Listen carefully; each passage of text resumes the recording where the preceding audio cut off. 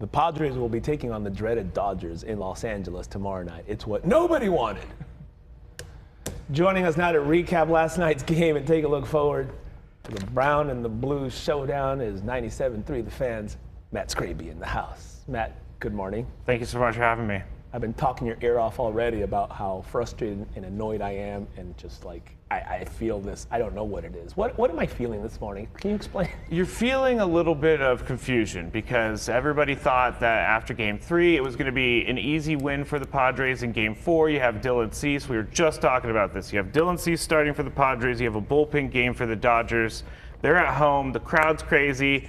Well, the Dodgers ended up taking the Padres crowd out of it right from the beginning. Mookie Betts hits that home run, and no one had anything to cheer about the rest of the time. I think something in the way baseball has changed over the decades is the fact that you used to look at a bullpen game, I was like, oh, they're just giving that one up. That's not. And in a do or die for the Dodgers, they're throwing a bullpen game? Did they know something we didn't know in terms of what they... No, I just don't think they had another choice. I don't think they had another choice in a starting pitcher. It worked out because when you throw a bullpen game, you're seeing tons of different pitchers. You're seeing lefties, you're seeing righties, you're seeing guys that throw all sorts of different pitches, and so you're not able to get into it. You're not able to get into a groove or in a rhythm. Off balance. And you're off balance the entire night. And once you get used to a pitcher, they're going to be throwing a new guy out there. Yeah. So it's difficult, especially in the playoffs. It's very difficult. Okay, let's now move on. Let's move past that. In the words of Mike Schilt, I'm excited for Friday night. Yeah.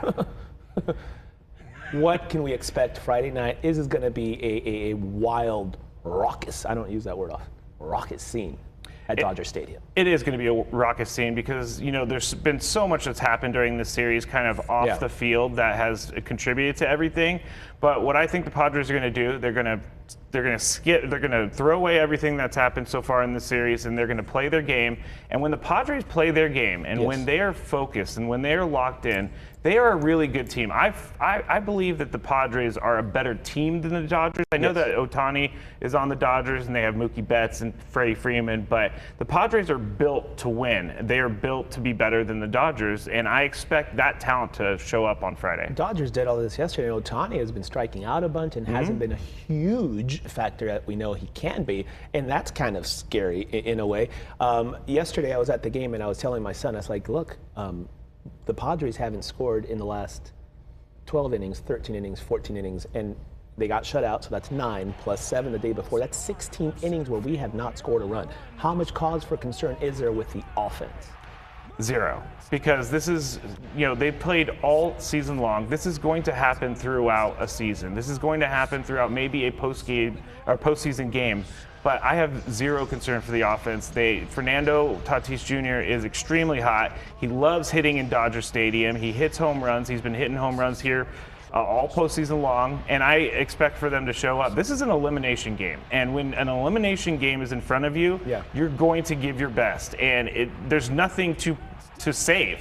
You don't have to save energy. You don't have to save arms. You have to save nothing. Throw everything at them. Because if you don't win, you're going home, and so I expect for them to pull out everything that they have. We were watching the video there of the ball that was thrown at Profar at Dodger Stadium from the Jerks and Profar fan club in left field at Chavez Ravine.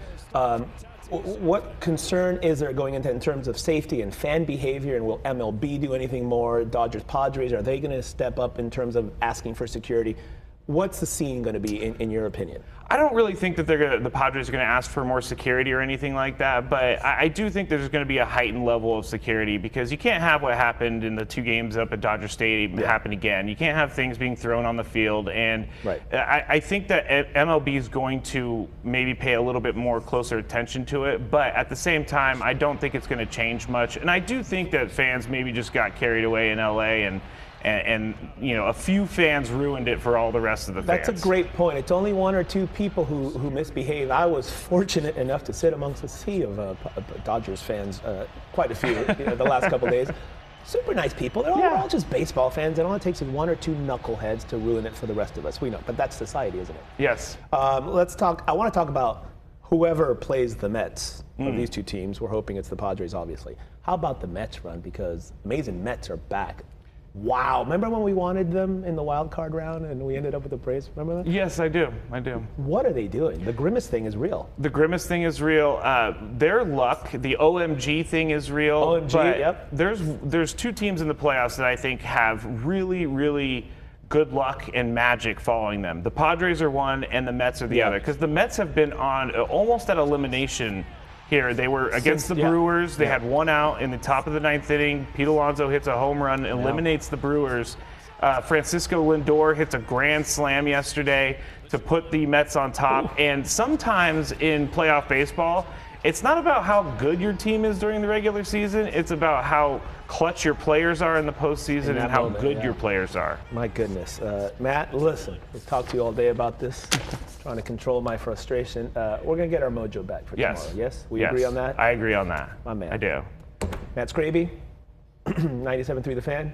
Thank you. Thank you. I'm so nervous, dude. I know. Don't be nervous. I know. Don't be nervous. I'm a horrible playoff baseball fan. No, I think you're normal. I think you're a normal playoff baseball fan. That's a first. Thank you. You should see my text messages during games. Text me during the game. Commiserate. Yes. I'll give you my number. Okay. Because my wife doesn't want to hear from me anymore. Game 5 is tomorrow. First pitch is at 5 o'clock, and you can watch that game. Oh, my goodness. It's on Fox 5, y'all. Let's go, Padres. We'll be back.